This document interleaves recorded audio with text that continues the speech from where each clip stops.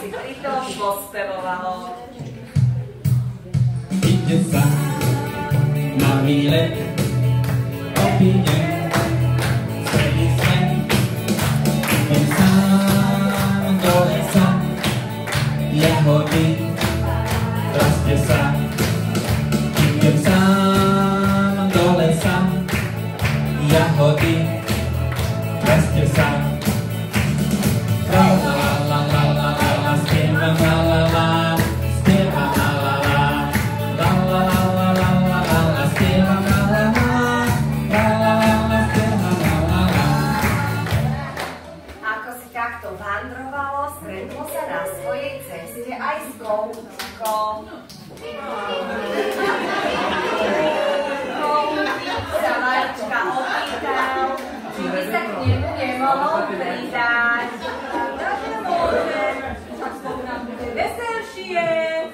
A tak vandrovali a vyspevovali dvaja. Ide sa na výlet, prejdeme celý svet. Ide sa do lesa, jahody rastie sa.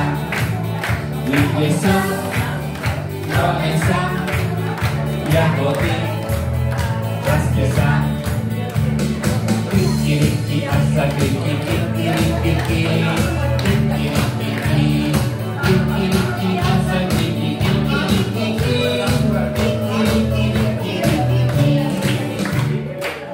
Na tejto svojej ceste stretli aj raka. Rak sa tiež... Rovnako, rak sa tiež opýtal, či sa môže pridať. Môže, pravda, že môže. Je veselšie, veď každý je na niečo súci. Tak a už vandrovali traja a spolu si pekne vyspevovali. Ide sa na výlet, prejdeme celý svet.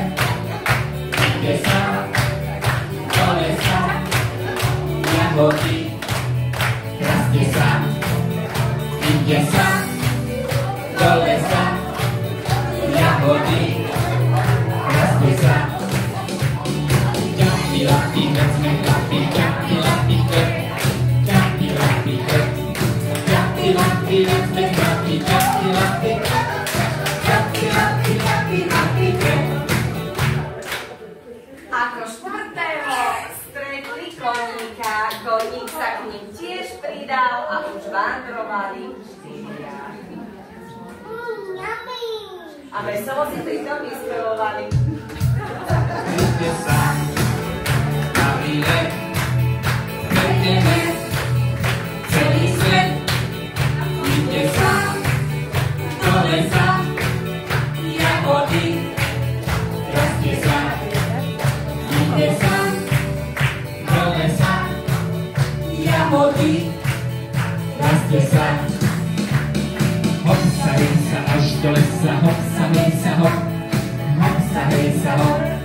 Hop sa, hej sa až do lesa, hop sa, hej sa, hop. Hop sa, hej sa, hop sa, hej sa, hop. Ako poslední sa k tejto báne pridal Capko.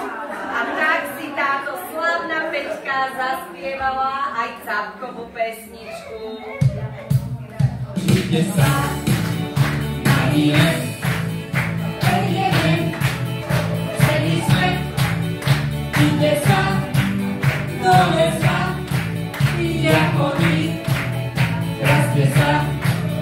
Ide sa do lesa, jahody rastie sa. Čupi, lupi, doka, lupi, čupi, lupi, ne. Čupi, lupi, ne. Čupi, lupi, doka, lupi, čupi, lupi, ne. Čupi, lupi, čupi, lupi, ne. A ako takto vandrovali, prišli až na čistinku, kde stála krásna malá chalúbka. Zvieratka už boli unavené a tak sa rozhodli, že sa v tejto chalúbke ubytujú.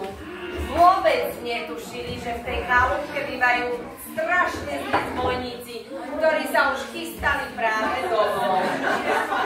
Keď prišli domov, tak sa im táto zver vôbec nepáčila a chceli ju vyhnať, lenže oni sa nedali kouti kikirika.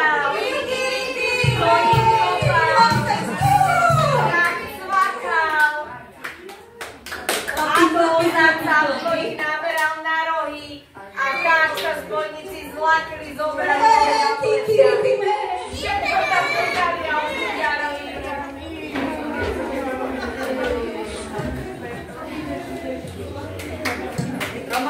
A tak si naši kamaráti spoločne nazývali v domčeku a takto si veselo vyspelovali. Kikiriki,